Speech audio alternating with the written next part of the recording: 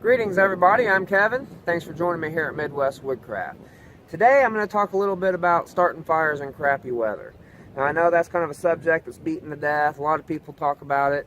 We've talked about it here and you hear a lot of other guys talking about it all the time. But that's only because it's very, very important.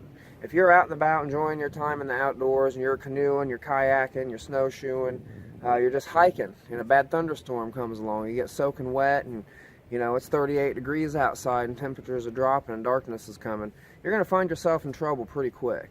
So it's very important to be carrying items on you, not only to cover yourself from those elements, but to get fire started very quickly and very easily. Because if you get into a situation where you're already feeling the effects of hypothermia and your fine motor skills, your dexterity is starting to go away already, then you're probably going to have a really, really hard time, you know, building that fire, creating that fire that you need to get yourself warm. And whenever you are in a panic emergency situation, you do tend to, you know, perform at the lowest level of your training. So that's something to keep in the back of your mind. And so we want to be carrying things that's going to make it easy on us. And I carry a lot of different things in my fire kit. I carry a lot of natural stuff normally. I carry, you know, birch bark, and I carry different inner bark and fibrous plant materials to start fires, you know, make tinder bundles and things like that. But I also carry things like fat wood, birch bark, things like that that make it easy to get fire started, you know, when the conditions get crappy. That being said, a lot of those natural materials take time to process. Birch bark isn't too bad. You can kind of pull it out and hit it with a good spark and usually it takes off, or hit it with a lighter and it takes off quick. But fat wood, as good as it works awesome. Carry it. I carry it all the time. Love to use it. It works awesome.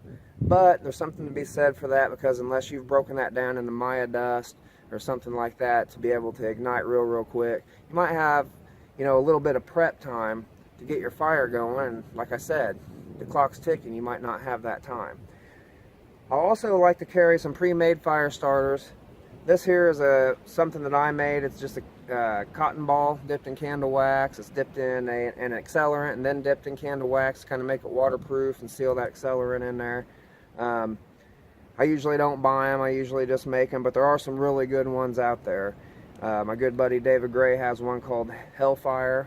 Adirondack Knife Works. We've done a review on the channel here with that. Works really good. So what we're going to do here is, it's been kind of crappy today. It's been crappy since last night, raining off and on. Everything's pretty soaking wet. Going to gather up some fire tinder. Probably going to make it a little harder on myself just to make sure everything's good and wet. And then we're going to use one of these wax cotton balls to get our fire going. So you've seen these on the channel before. They work awesome, so I'm hoping for good results. We'll just have to see what happens. Stick with me. I'll be right back with you. Okay, just so nobody thinks this is too easy.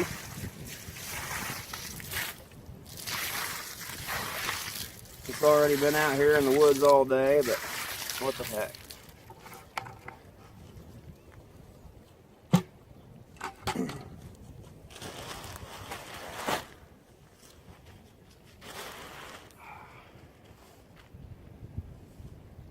Okay, so like I was saying before, I'm going to be using one of these wax cotton balls. They're real easy to use. Kind of soft in the middle. You can either take your knife or just use your fingers and bust them up. Just take the tip of your knife there.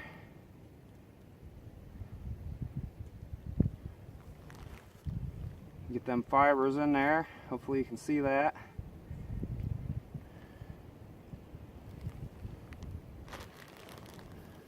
I'm just going to put that right down there. Normally I'd have a base or something in there off the wet ground, but we're just going to go with that today. Trying to make it a little harder on ourselves today.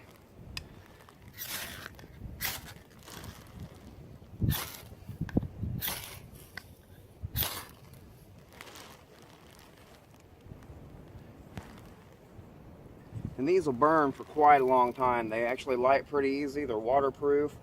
You could dunk them in water and then use them. They work pretty good. But I'm going to let that take off for just a second. And I'm going to start putting stuff on here.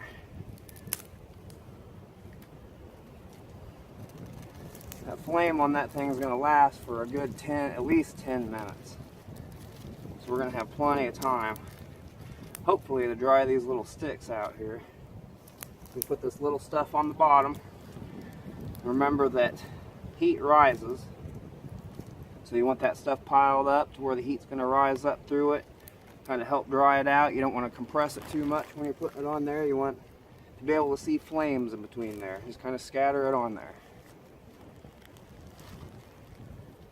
Then we're going to let that burn for just a little bit. You can adjust it towards the wind. The wind may blow the flame one way or the other. You can kind of move the mass around to where it's catching the sticks on fire. Work your fire a little bit if you need to. And then whenever these take off, I'll start adding other stuff. So we're just going to let the camera run straight through. We might do a little time-lapse deal if it takes too long. But we're just going to roll it straight through till we get a sustainable fire, and then I'll be back with you.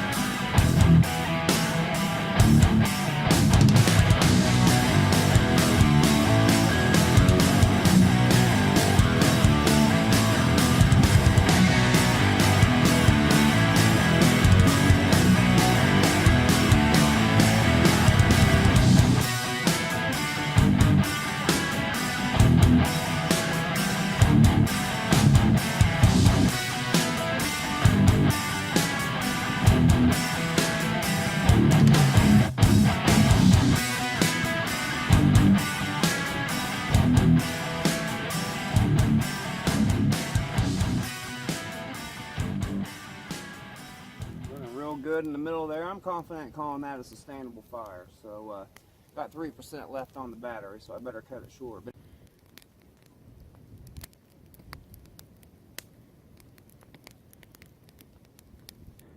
Okay, here we are just a few minutes later. Everything's burning really good. We got a couple bigger fuel pieces up there. We had to push the fuel wood back a little bit because it was starting to catch on fire. So the wax cotton ball worked really good in crappy conditions. So I highly recommend you carry something like that.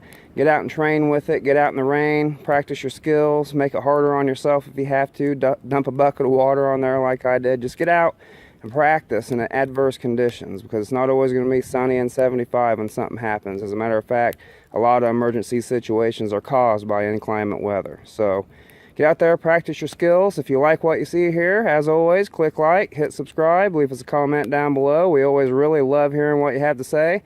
This is Kevin. Hope to see you in the woods real soon. Thanks, guys.